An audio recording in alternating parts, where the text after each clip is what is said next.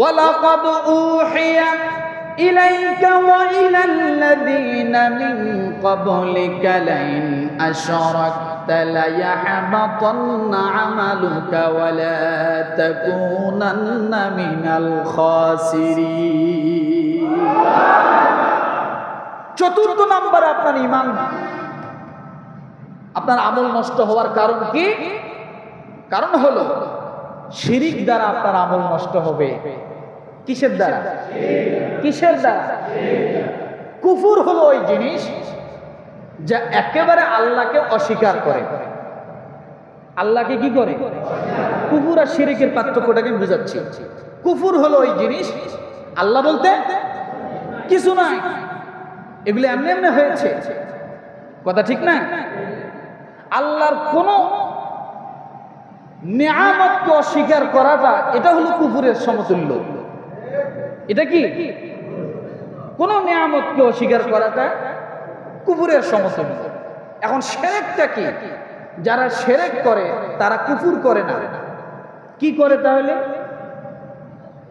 তারা আল্লাহ আছে এটা স্বীকার করে, কিন্তু আল্লাহ একা নয়, 360 জন। বোঝেন না? আর যারা কুফর করে তারা কি বলে? আল্লাহ নাই, রাসূল মানি না, কোরআন মানি না, আল্লাহর বিধান মানি না। একে নো যারা বলে, নো শব্দ যারা বলে, না শব্দ যারা বলে, তারা কাফের। আর শিরক তারা করে আল্লাহ আছে কিন্তু একাই না, গরু ভগবান আছে না? কথা বলেন। বট গাছ ভগবান, এটা আল্লাহ আছে। তো এগুলো কি বেধর্মীরাই করে না মুসলমানরা করে? মুসলমানরা করে না? বট গাছের মাথায় লাল কাপড় বাঁধে দিছে, গোড়ায় লাল কাপড় বাঁধে দিছে, বট গাছের গোড়ায় যা সেজদা করতেছে, আছে না? তাহলে বোঝা গেল আসমানে যে আল্লাহ, আরশে যে আল্লাহ, ওই আল্লাহর পাওয়ার কমে গেছে, বট গাছের মধ্যে পাওয়ার চলে আসে। তাহলে শিরক করা যাবে? সর্বনিম্ন একটা শিরক বলি, দেখেন শিরক কেমন, ভালো করে বুঝুন। ফামান কানা ইয়ারজু লিকা রাব্বিহি ফালইআমাল আমালান সালিহান ওয়া লা ইউশরিক বিইবাদাতি রাব্বিহি আহাদা। সূরা কাহাফ আয়াত নাম্বার শেষ। কত? 15 নম্বর পারা, সূরা কাহাফ শুরু, 16 নম্বর পারা, 4 নম্বর পৃষ্ঠায় শেষ। ফামান কানা ইয়ারজু লিকা রাব্বিহি ফালইআমাল আমালান সালিহান। আল্লাহ বলে যারা কিয়ামতের ময়দানে ওঠার জন্য আশা রাখে, আল্লাহর সামনে উঠতে হবে আশা রাখে, তারা যেন আমলে কি করে? সালেহ করে। বুঝেন?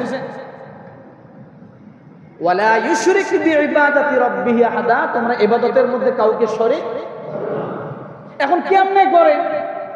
হুজুর নামাজ পড়তে আছে, জুমার নামাজ, আমরা আবার শিরক করলাম কিভাবে? দেখেন নামাজই কেমনে শিরক করে, নামাজই শিরক করে কেমনে, মানে আমল কেমনে শিরকের মাধ্যমে বরবাদ হয়। দেখেন সেটা হলো,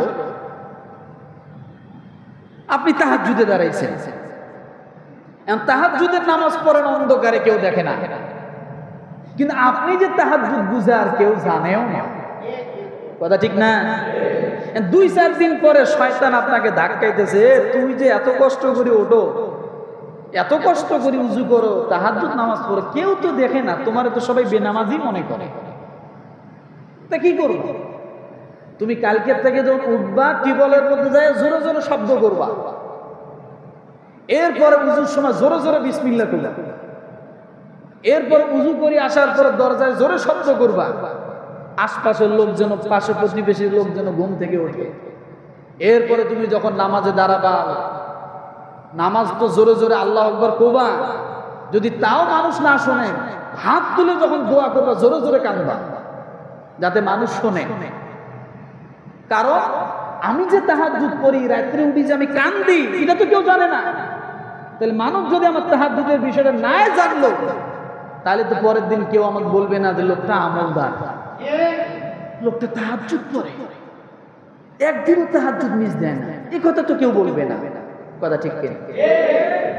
আল্লাহ বলেন যদি কিঞ্চিত পরিমাণ তোমার মানুষকে জানানোর উদ্দেশ্য এটাই হয়, তুমি শিরক করতেছো।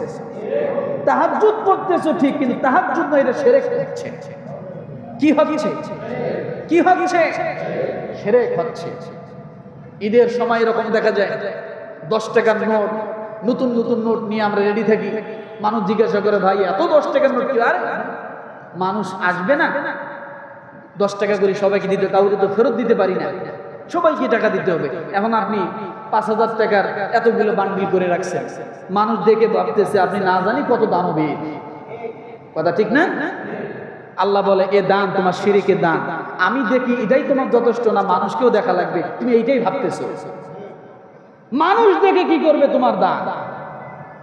আমি আল্লাহ যদি দেখি, আমি আল্লাহ যদি তোমার পক্ষে থাকি, আমি আল্লাহ যদি তোমার সুনাম করি, এটাই তো যথেষ্ট। তাহলে বোঝা গেল ইবাদত করেও মানুষ কি করে? একটা ছোট দিয়ে বুঝাইলাম, এরকম অসংখ্য শিরক আছে।